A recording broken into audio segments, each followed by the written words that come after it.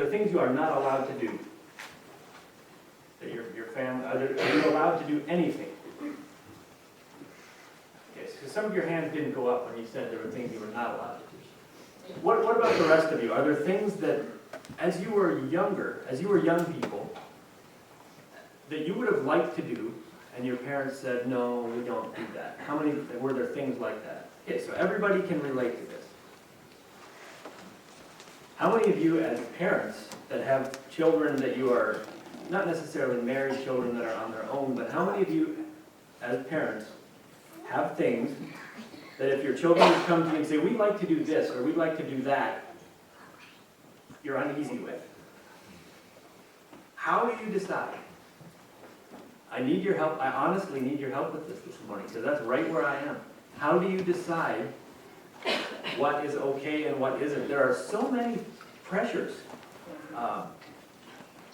And I'm not talking about pressures from the world. That can be pressures too, but there's pressures within our groups, and that's to me is harder to ward off than pressures from the world. That to me is a little easier because that's clear. That's no.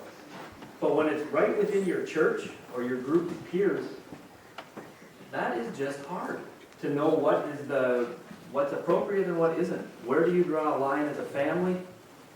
Or as young people, you need to draw a line for yourself. There's a time coming soon, if it isn't now, when you need to decide for yourself what is appropriate and what isn't.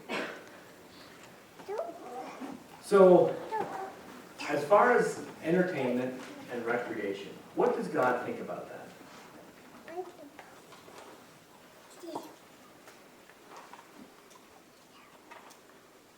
Well, the disciples made a good football team. They made a good football team. They maybe would have. I'll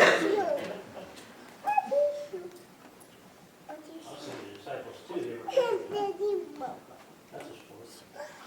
I don't know that it was for them. Fishing is a sport now, yeah. We're grasping at straws. I need something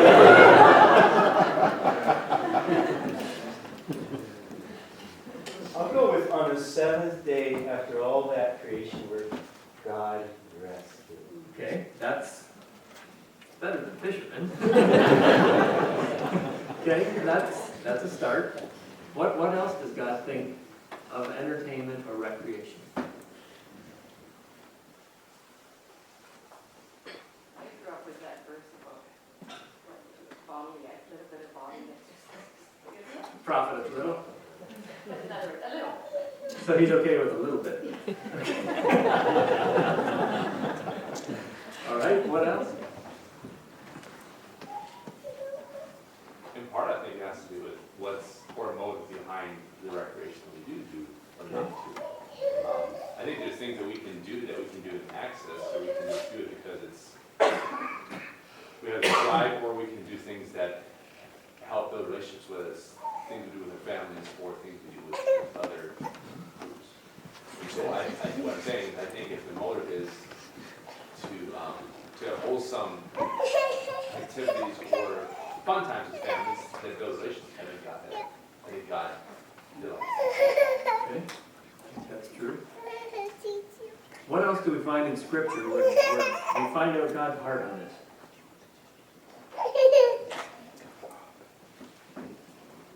There's something about whatever you do to glorify the Lord. Okay, do all to the glory of God. Okay, that's There's something about the idolatry that goes with sports or entertainment, making idols that are following people rather than following the Lord, or being involved for good recreation. Contrast to something about idolatry that God hates. okay. My mind was drawn to Ecclesiastes. There's two, you can look it up if you want, or you can just listen. I'll be reading it. Ecclesiastes 3:13. And also that every man should eat and drink and enjoy the good of all his labor. It is the gift of God. So that's maybe more towards our work. But I think that the heart of what God is saying is we should enjoy life, enjoy the things that He's given. 2 chapters later in Ecclesiastes, every man also to whom God hath given riches and wealth, and hath given him power to eat thereof, and to take his portion, and to rejoice in his labor, this is the gift of God. So that again is a similar thought. And I'm not quite sure what to think of Ecclesiastes and Proverbs. I know it's scripture, and I know it's inspired by God. And I also know the author of those, who wrote those books, whose life wasn't necessarily an example. Solomon had a lot of wise things to say. And as we look at Proverbs, I would see it as definite godly principles to live by, but not that it is this way every single time. So I'm not quite sure exactly where to put these verses in Ecclesiastes on the list of thou shalt every time it's going to turn out this way. But I think it can be a bit of a reflection on the heart of God, where he wants us to enjoy. Wants us to enjoy life, wants us to enjoy the things that he's given to us, the things that we work for. I think God wants us to enjoy certain entertainment and certain recreation, wholesome things, for the purpose of refreshing. And I want to just define some terms before we go any further. I'm going to be using 3 terms this morning: entertainment, recreation, and amusement. And I know that they all are different. But for the purpose of the discussion this morning, I'd like to use them all as one. Because for a Christian, I think they do all fall into the same category. So for recreation, I have a refreshment or a diversion. For entertainment, I have amusement or diversion. And this is my own gut feeling, but to me recreation has more of a wholesome feel than entertainment. And maybe that's just my upbringing. We think of entertainment as sort of a mindless thing. It doesn't have to be. I was watching the younger children play softball last night. It was entertaining. And I think it was good, wholesome entertainment. It was good. There is entertainment that is mindless and not very productive. But I think good, wholesome entertainment certainly has its place. So, what is the purpose of entertainment or recreation? Again, I'm using that as the same thing because for a Christian, I think it is. So what's the purpose? I'm not hearing much from you. You do plenty of it. What is the purpose?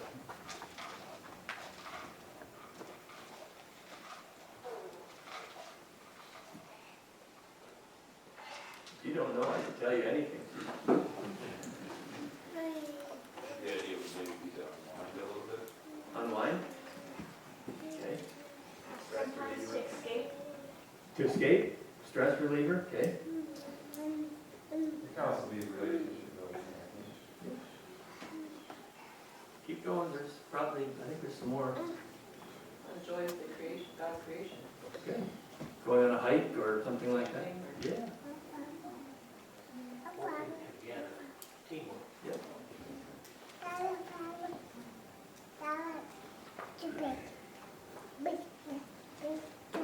It's nothing goes wrong with unwinding, but sometimes you just need to get rid of some of that energy. Yeah. Yeah. Okay. Those are all good reasons. Yeah, I think the list I have here, pretty much everything is covered on there. Diversion from everyday life, from the difficulties maybe. Socializing. Can we all agree that not all recreation and entertainment is appropriate for a Christian? We're starting with the basics here, but can we all agree with that? Okay, we got that. As parents, I think it's important. I think it's important as parents to give some principles and to give some guidelines as to what is appropriate and what isn't appropriate. And I don't even think you can come up with a list. There's too many variables to come up with a list of what's appropriate and what isn't. But coming up with principles, I think, is important. It would be so nice if there was a list, though, wouldn't it? We could just have the list. Here we go. These are the things we can do. These are the things that we can't. No more discussion. They wonder if they can do it. Check the list. It's just not that easy. So at the end of this discussion time, I want to hear from you, how you as a family decide what is appropriate, what isn't appropriate, maybe growing up, some things you appreciated, some things that were, some guidance you were given, maybe some things that made it difficult for you. I'd like to hear from you on some of those things later on, so you can be thinking of that as we go through here. But the first guideline I'd like to give you, and these are general, but the first thing I'd like to give you as far as what is appropriate entertainment or recreation is this. Entertainment or recreation should refresh you without distracting you from your goal as a Christian. That is the first one. Anything that refreshes you without distracting you from your goal as a Christian is an appropriate form of entertainment or recreation. So, we need to keep defining things. What is your goal as a Christian? We have to know what the goal is if we know what we're not to be distracted from. So what's the goal? To grow in the image of Christ. There's not just one right answer, but that's certainly one of them. What else?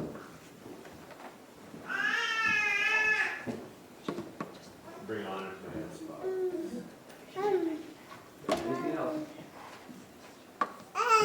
Reach out to the lost and forgive. Okay. These are all good. It's out of 1 Corinthians 6. It says, "For you are bought with a price, therefore glorify God in your body and in your spirit, which are God." Both of those things are part of recreation and entertainment. Your body and your spirit, you get involved with things. I think Jesus saw the benefit of this, of pulling away from the rigors of life and being refreshed. Mark 6:31 and 32, "And Jesus said unto them, Come ye yourselves apart into a desert place for a while.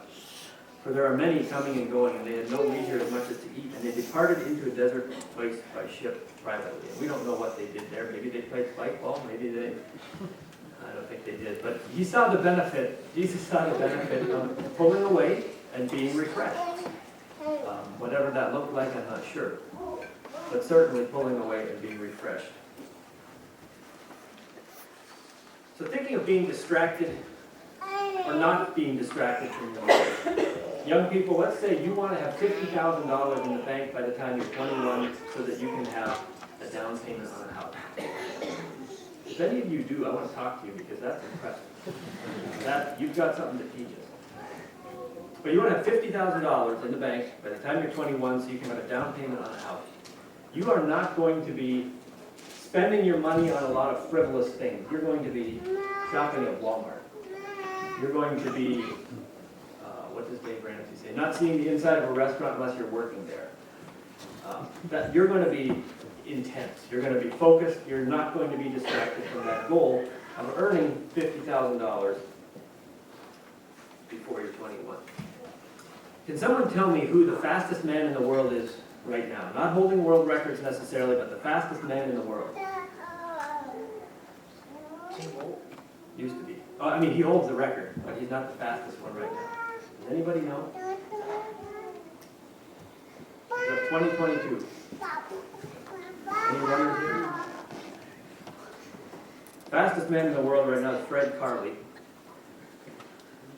He ran 100 meters in 9.86. Usain Bolt though is the one I want to talk about. He holds the world record for the fastest 100 meters, 9.58 seconds. He can run the 100 meters in 40 to 41 strides. It takes most runners 45 to 48 strides. So he runs 100 meters in about 9.5 seconds. He can run the 200 meters in about 19 seconds. He trains 6 days a week, or he used to when he was, this was about 15 years ago, when he was breaking records. He trained 6 days a week from 3 to 8 hours every day. He had 6 meals a day. They were monitored closely to contain 60% protein, 30% carbohydrates, and 10% fats. 6'6" and weighs 196 pounds.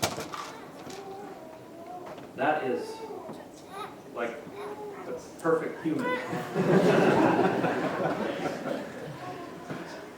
He didn't get to that place by being distracted from his goal. He was focused on his goal of being the fastest man in the world, and he achieved that above and beyond.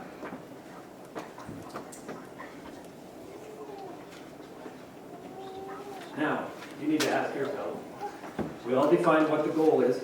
Are there things you are doing that are distracting you from your goal as a Christian? Things that you're doing by way of entertainment or recreation. Now, the next question I have for you might sound like a trick question. It isn't really. Are there neutral things that we can do as far as recreation that aren't right or wrong? They're just neutral things as far as entertainment, recreation.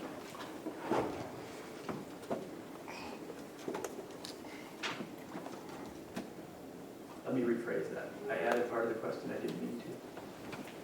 This is the question. Are there neutral things as far as entertainment or recreation?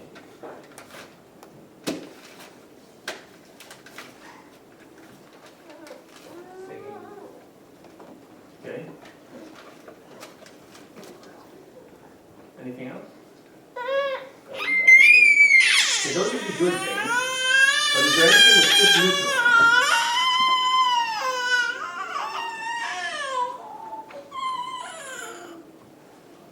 There's, actually it is kind of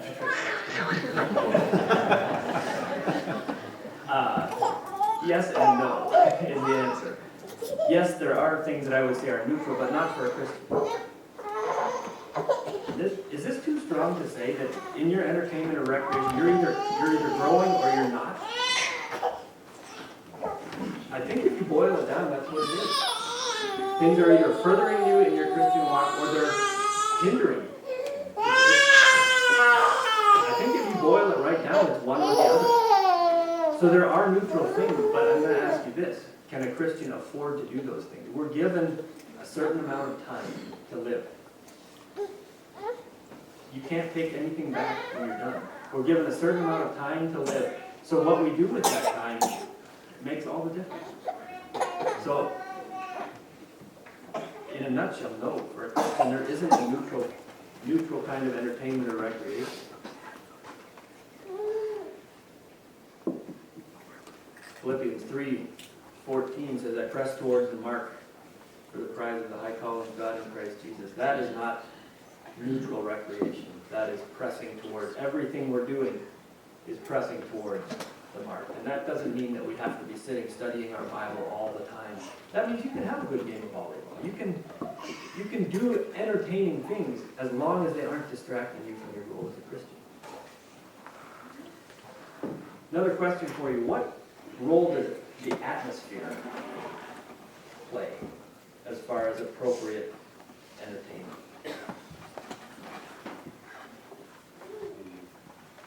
Yeah. Atmosphere plays a huge role.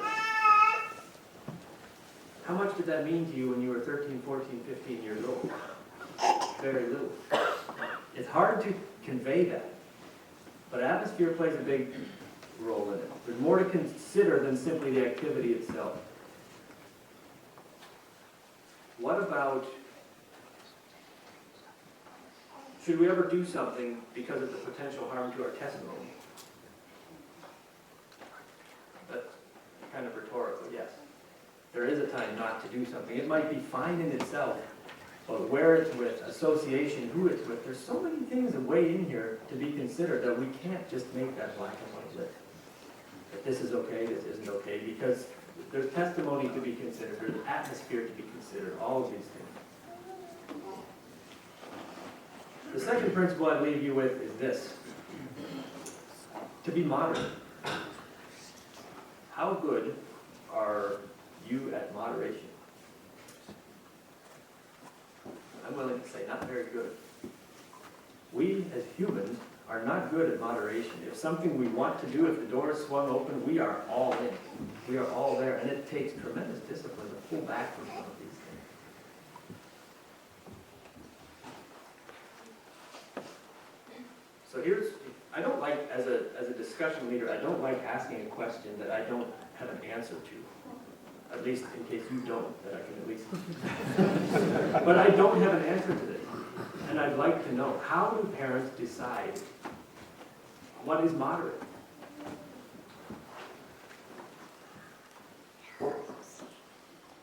How do you decide when enough, how much is too much? How do you decide?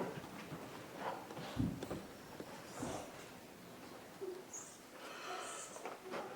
know, yes, but it feels like after the bad effects start to show themselves. I don't know if there's a way to predict it before. Okay, that's a good start. It seems like then it's too late, but you said, so once the negative effects start to manifest themselves, then, what did you say, then you pull back from that?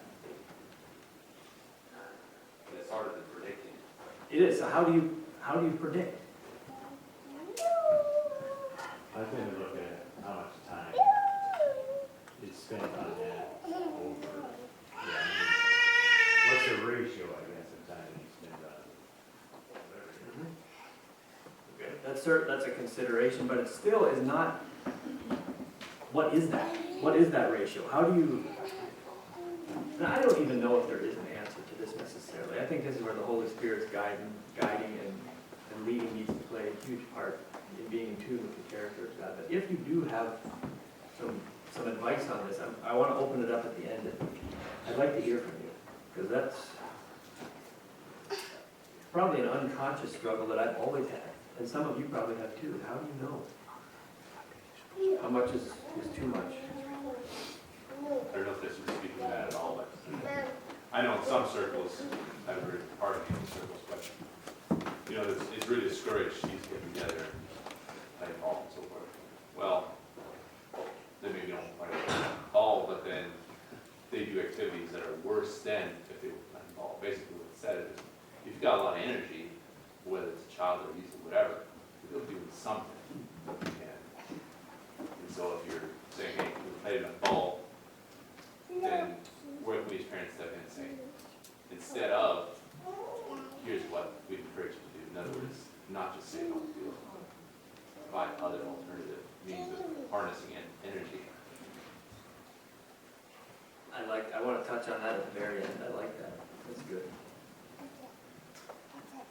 So kind of along those lines as well, why is it important to be moderate? We would all agree that it is important, right? Moderation in these things is important. Why is it important?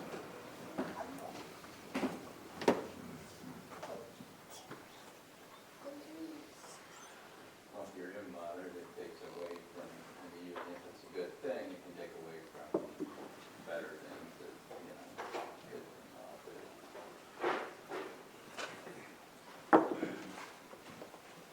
Well, it has something to do with your self-discipline, you know. Well, later in life, you have to be moderate also. Yeah, those are very good. I think if we're not moderate in things, it just distorts our perspective. You don't have a proper view of what's really important because you're so busy living from fun thing to fun thing. And it just distorts your perspective. But moderation is not the only qualification as far as what is appropriate or what is not appropriate. It's just one. It's interesting that the scripture says that your moderation be known to all men, not your. Let your moderation be known. So just hit pause on that thought for a bit, and I would like to think about the word amusement for a little bit here. What does amusement mean? Or, Not yeah, not to think. To muse is to think. Amuse is not to think. So in that sense, amusement probably isn't a very good thing. But I'm going to use amusement again in the connotation that we're carrying it with today. That there are things that I have witnessed here at FOCIS that are amusing, that I have thought about. So it's not just not thinking. So a certain amusement is fine.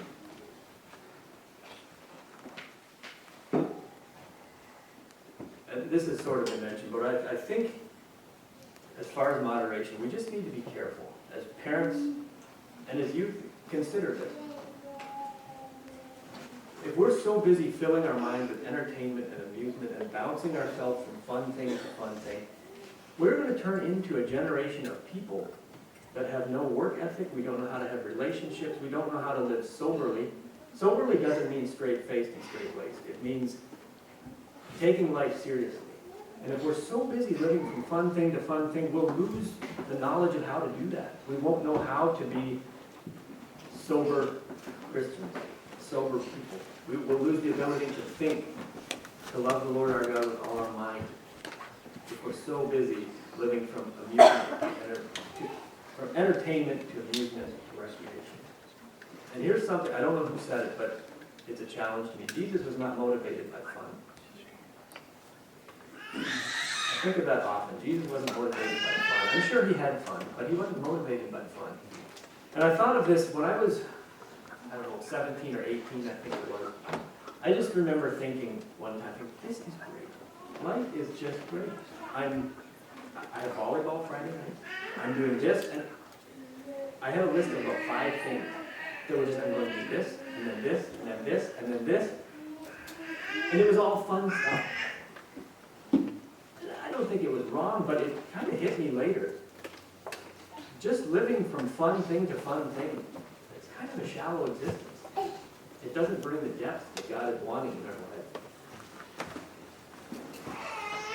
Proverbs 25:16 would speak of moderation. We don't think of this as, in regards to entertainment. It says, "Hast thou found honey? Eat so much as is sufficient for thee. Lest thou be filled therewith and vomit it."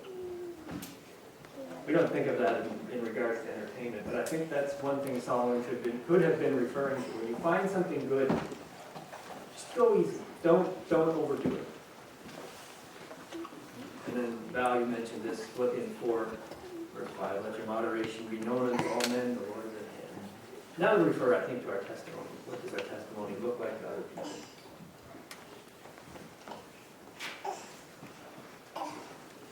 So if I could send you all on a bit of a guilt trip this morning, if you could guess how much money is spent, but this sounds like I'm against it. I'm not against this at all, against hunting and fishing, but this is just a number I found. How much money is spent in America annually on hunting and fishing? Recreational hunting and fishing. What would you get? Heard one here? 10 billion, okay? Any other guesses? This is as of 2012, so. I was going to say multiple billions. Okay. Anything else? Any other guesses? 10 billion to throw around. Sounds like an auction. Well, 2012, that's ancient history, that's 10 years ago. Yeah. They weren't making Yetis then. So it's probably more than that now. $30 for a coffee cup? Excuse me. Yeah, but it can hold my ice for 2 days. 65 billion in 2012 is how much is spent on recreational hunting and fishing. $65 billion. It's been speculated that 10 to 12 million would give fresh drinking water to everyone in the world. So there's the guilt trip for the day. How much money am I spending on entertainment and recreation? Reggie, you kind of brought that up as far as time, as far as money. Would God be pleased with how much money I'm spending on entertainment and recreation? Being a steward of our time, would God be pleased with how much time I'm spending on entertainment and recreation?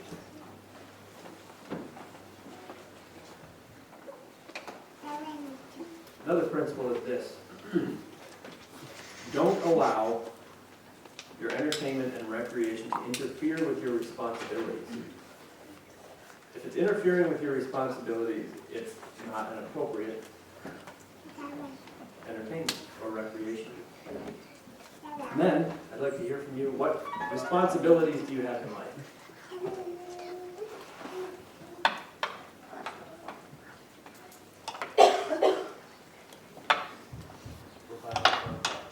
Providing for your family.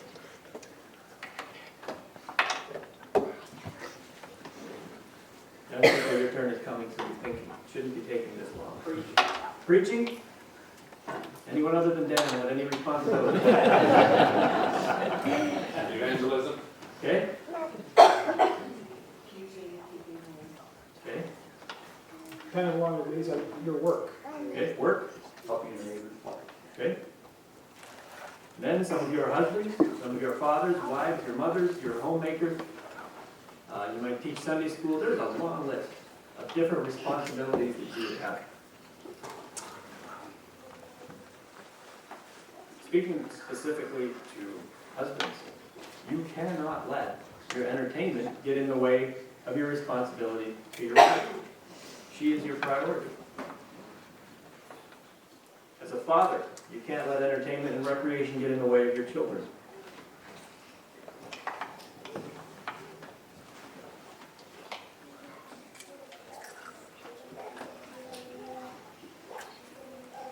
Has there ever been a time when you have let entertainment or recreation, and this is for youth and anybody, has there ever been a time when you've allowed entertainment or recreation to get in the way of your relationship with God?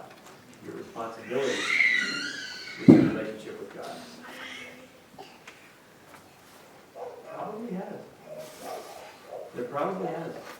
And if it has, it's not an appropriate entertainment or recreation. If it's getting in the way, it's distracting, it's probably immoderate, and it's distracting from your responsibility.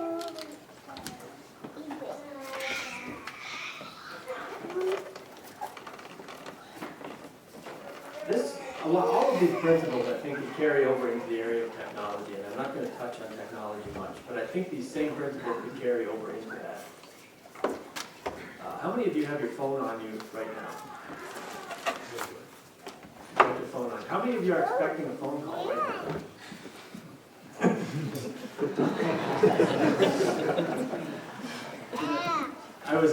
I should say, the only...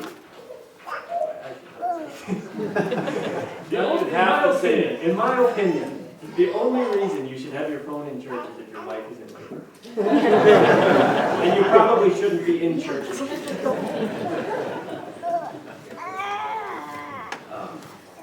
There may be times when you do. But to me, that's a perfect, beautiful example of a potential distraction. Something to distract us from what we're actually here for. And you might say, well, I use my Bible. Well, yeah, you do, but have you ever used it for anything else? I bet you have. It's a distraction. Now I kind of wish I hadn't thought that.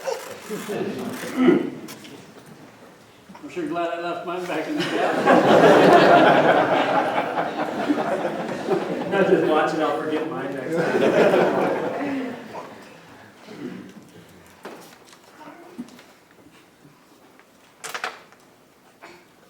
There comes a time, and I guess this is for young people especially, when you will have to decide for yourself what is appropriate entertainment, what is appropriate recreation. And I really like what Leroy said yesterday. There was a phrase he used that I had not heard before, and that is that we subcontract our conscience to the older generation. And I think that is such a neat picture, where we kind of use them as our guide. What they've done, we'll use that for ourselves. And that is good, I think, to a degree. But especially young people, there is a time, and maybe you're there now, where you've got to decide for yourself what's okay and what isn't.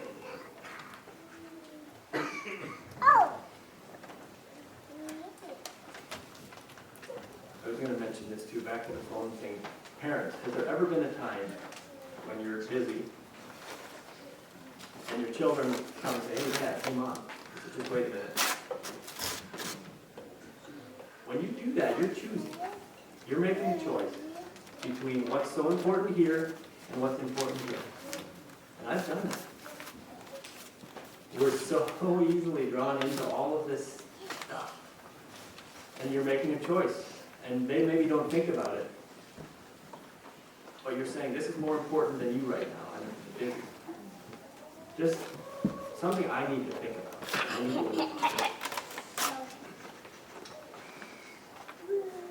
Okay, I want to open it up to you now. What are some things that have been helpful to you as families in establishing what is appropriate, what's not appropriate? How do you decide for your families what is appropriate for entertainment, how much, how little? I'll start. I never knew Julia's dad. He passed away before I knew her. But she was saying how, for them, the two things that stood out to me that her dad did is, and I'm not saying this is something you all need to do, there's a broad spectrum of people here. But this is something they did. I'm not even quite sure I would agree with it entirely. But I appreciate the intentionality of it. He said, if we need to pay to get into an event, an entertainment event, we need to pay for it, we're not going to go. Not that he was cheap or didn't want to pay, but to him that raised the level of professionalism or whatever it was that he didn't want his family to get involved with. I see the wisdom in that. I think that's good. The other thing he did, and Conrad, you sort of brought this up. Julia says in their family it was very clear to the children what was appropriate music and what wasn't. It was very clear. But rather than just saying, you can't listen to this, he provided them with a lot of alternatives. I think that's really important as parents to not just say, you can't do this. You can't do this, you can't do this, you can't do this. You can't stop it. I think you have to say, but here's what we will do instead, or here's what I would recommend. I think that's really important. So I'd like to hear from you. What are some other things? Some things that have been helpful to you as families or youth that you think that you appreciate that your parents do in helping you navigate this?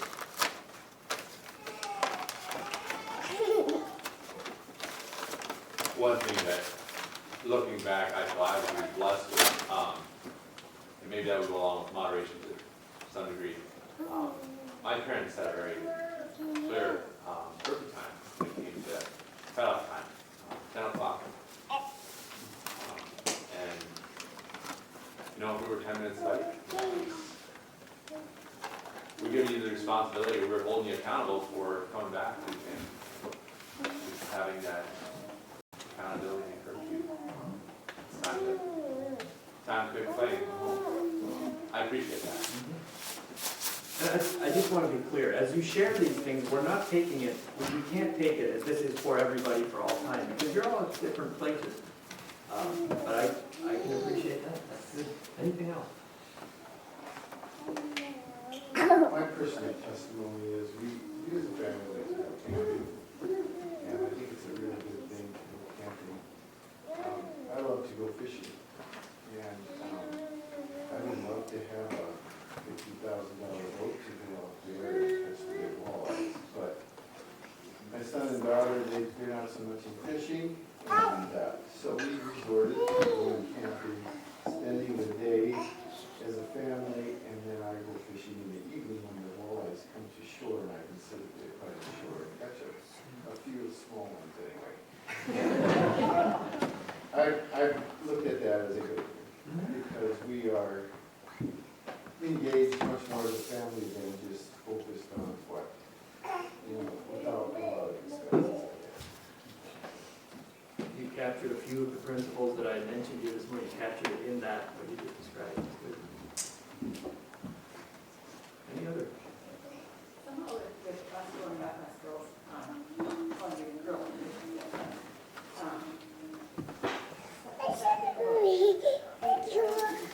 We weren't allowed to do that.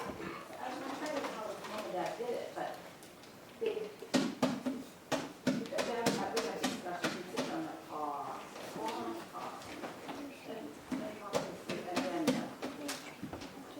and then something, somehow, it felt like what we were doing was part of the bigger vision. I don't know, I felt it's confident. There's something that mom and dad did right, and I don't know. We kind of felt very cool in public school. We're dancing.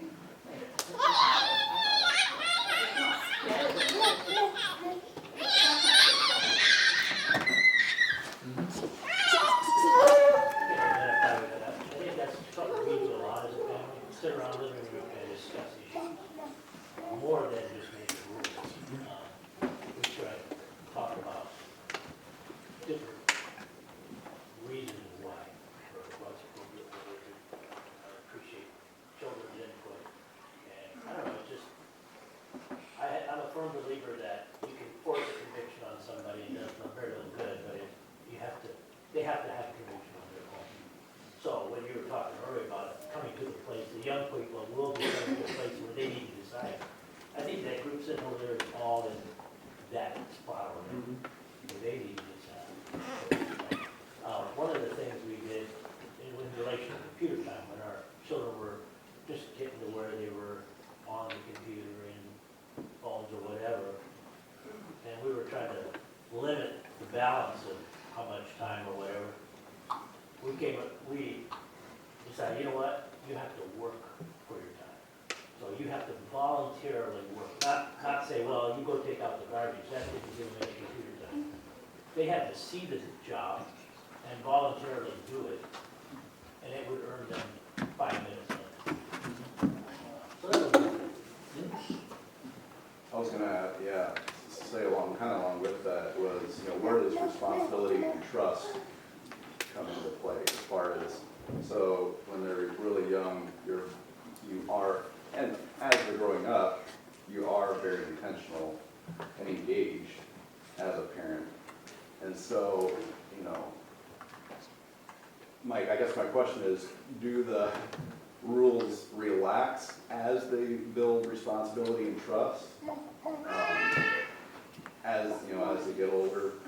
I think that's how it was in our family. Like Dan was saying, just communicating with, Dad, Mom were very engaged with us, and I don't know that they ever really had a set curfew, but and maybe when we were younger, obviously they would, but as we got older, they gave us that response and trust. And I don't remember anything that happened that we did that was wrong, And so and actually, in fact, there were times where some of the youth might have started doing something that we didn't feel comfortable with, and I distinctly remember times that we actually left because of it.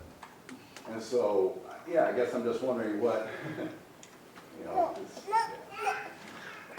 So what you were saying, Dan and Austin, well, I was reading in a book recently that was describing 3 basic types of parenting. Now this is switching to parenting rather than entertainment, but I think it applies. There is I don't remember the terms they use, but there is the iron-fisted, because I said so, you are not going to be doing this. There's on the other side of things, there's go ahead, whatever, you figure it out. There's that side of it. One of those is really heavy on rules, not quite as heavy on love. The other one is heavy on, and I have in quotes, love, and not heavy on rules. And how to find that middle ground, and I think you both described it well, of having a listening ear, hearing your children, at least when they reach a certain age. There is a certain age when they're younger where you are their rules, and you tell them why.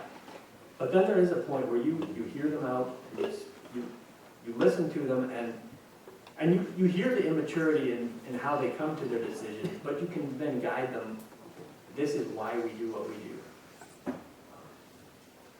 And that's, to me, that sweet spot in the middle that's works in longevity, I think.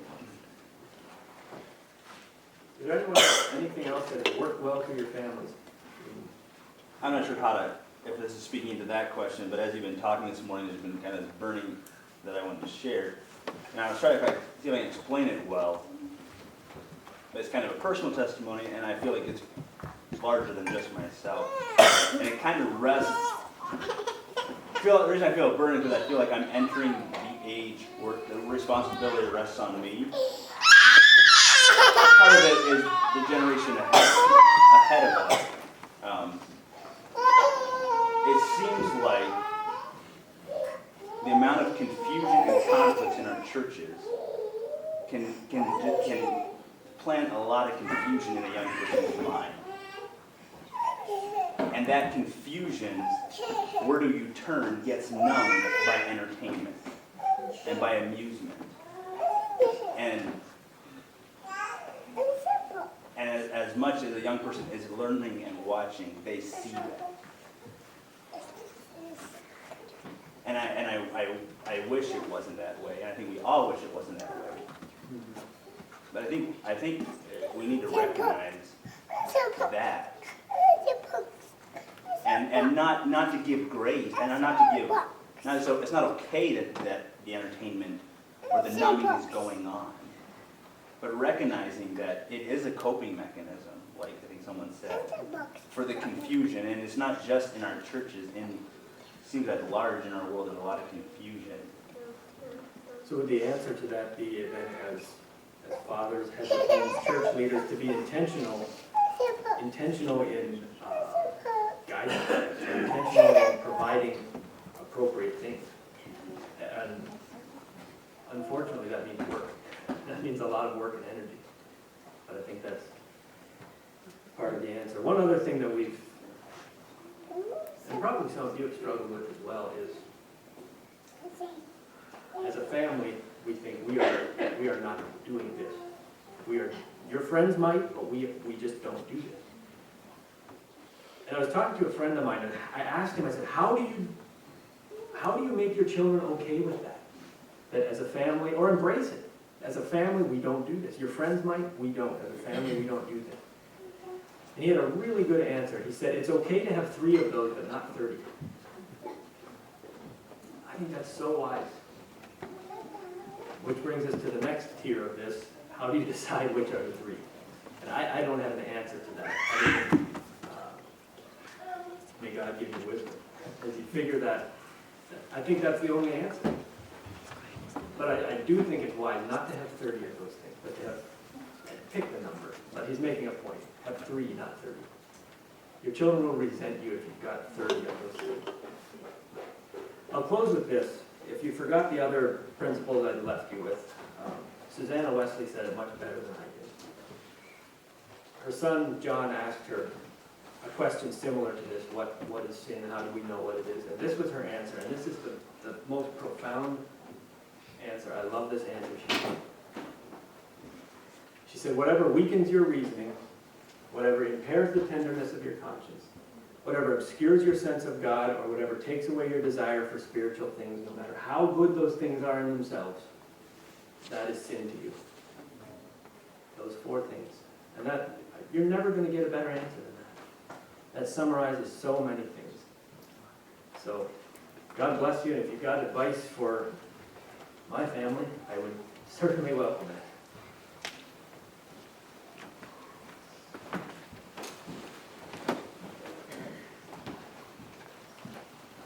All right, thanks, Eric.